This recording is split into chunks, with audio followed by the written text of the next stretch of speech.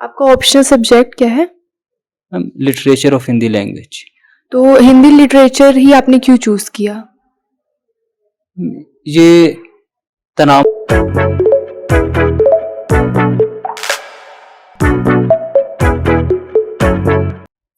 तो अब हमारे साथ है नेक्स्ट यूपीएससी कैंडिडेट जिनका नाम है मोहित।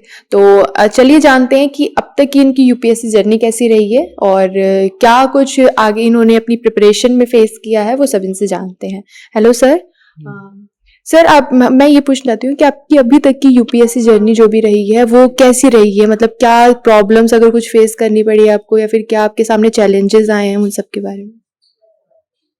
जी, प्रॉब्लम्स तो ऐसा सच मैंने कुछ फेस की नहीं, क्योंकि मैं तो फुल टाइम स्टूडेंट हूँ। प्रॉब्लम्स यदि मैं सोचूं तो तब आती जब मुझे शाम को कुछ आम बेचने पड़ते या ऐसा कुछ था नहीं। तो मैं फुल टाइम यूपीएससी स्टूडेंट था, तो मुझे नहीं लगता कोई प्रॉब्लम्स आई है। आपने अपनी प्रिपरेशन मोड आपका क्या था? जी, हाइब्रिड था। ऑनलाइन क्लासेस ले लिया करता था, कभी कभी वीकेंड क्लासेस ज्वाइन की थी मैंने। तो ज़्यादातर तो मैं चला ही जाया करता था, लेकिन जब पोल्यूशन बढ़ जाता था तो मैं शिफ्ट कर लेता था अपना रेजिडेंस, इसलिए तब ऑनलाइन ले लिया करता था। आपका ऑप्शनल सब्जेक्ट क्या है? Literature of Hindi language. तो हिंदी लिटरेचर ही आपने क्यों चूज किया? ये तनाव मुक्त करने का एक साधन हो सकता है एक लंबी यात्रा के अंदर, इसीलिए लिटरेचर जैसे सब्जेक्ट को चुना। और ये ज़्यादा इंडियन है, इससे सोसाइटी, हमारी इकोनॉमी, रिलीजन, फिलोसफी के बारे में भी पता चलते हैं। तो इंडोलॉजी की स्टडीज इससे भी मतलब की जा सकती है लिटरेचर से। मेंस एग्जाम जब आपने दिया था तो फिर ऐसा कोई सब्जेक्ट जिसमें आपको लगा हो कि हाँ थोड़ा सा डिफिकल्ट है या फिर इसको तैयारी उसकी प्रिपरेशन में कुछ डिफिकल्टी आ रही है?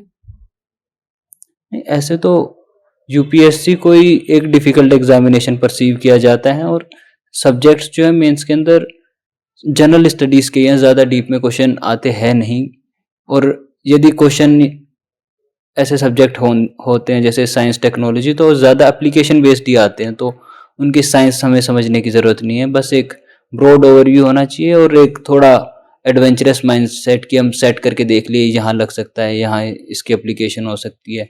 ऐसे ऐसे फ्रेमवर्क बना लिया करता था मैं हर सब्जेक्ट के, जो डिफ़िकल्ट हो आसान हो, कि ये चीज़ें तो इसमें बतानी है, चाहे कैसा भी क्वेश्चन आए तो कोशिश करके फिट कर दिया करता था। इसीलिए फ्रेमवर्क बना लिए थे मैंने। तो सब्जेक्ट वाइज कोई डिफ़िकल्टी हुई नहीं। हिंदी में हुई थोड़ी सी लिखते समय, क्योंकि हिंदी की जो स्क्रिप्ट है देवनागरी थोड़ी डिफ़िकल्ट है रोमन स्क्रिप्ट के मुकाबले। तो वो उसका तो समाधान क्या है, वो तो प्रैक्टिस करनी थी मुझे, तो इसलिए हिंदी लिख लिख दी, आखिर तक हो गया काम। जो न्यू यूपीएससी एस्पिरेंट्स हैं उनको आप क्या टिप्स देना चाहेंगे कि किस तरीके से अपनी प्रिपरेशन करें? एक चीज़ मैं सोच पा रहा हूँ बस यहाँ पर, कि बच्चे सोचते हैं कि खुद ही कुछ कर लें, कुछ देख लें यूट्यूब से। ऐसा होता है नहीं है। कॉम्पिटिटिव इंडस्ट्री है, सपोर्ट, प्रोफेशनल सपोर्ट चाहिए ही चाहिए। तो उन्हें यदि पॉसिबल हो सके तो ज़रूर लेना चाहिए। थोड़ी स्ट्रीमलाइन मदद हो जाती है, क्योंकि बिखराव आ जाता है उनकी तैयारी के अंदर। ये मैं एक चीज़ देख पाता हूँ बस।